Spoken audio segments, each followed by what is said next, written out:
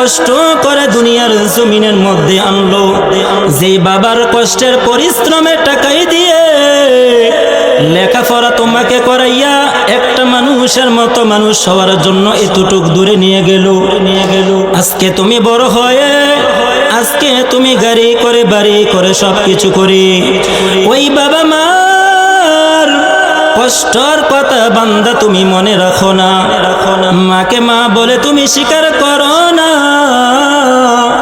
বাবাকে বাবা বলে তুমি স্বীকার করতে তোমার লজ্জা বোধ হয় রে বান্দা। হেরে যুবক ভাই,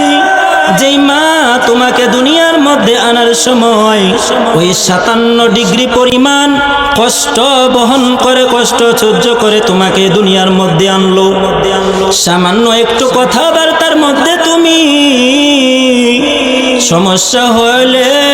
ওই মাকে তুমি খানা দাও না, বাবার সাথে তোমার কথা বন্ধ হয়ে যায়। আজকে মার চেহারার দিকে যদি তুমি তাকাও,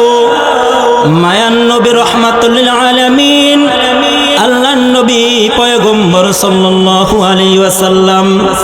দুনিয়ার উম্মতদেরকে জানাইয়া দেয়, ও আমার দুনিয়ার উম্মতেরা শুনে নাও, শুনে নাও, কোন বান্দা যদি কোন আমার উম্মত যদি খাস রহমতে সুনজরে পিতামাতার চেহারার দিকে একটা বার তাকায়, তাহলে ওই ব্যক্তিকে আমার আল্লাহ তাআলা একটি কবুল হজের সওয়াব দান করে।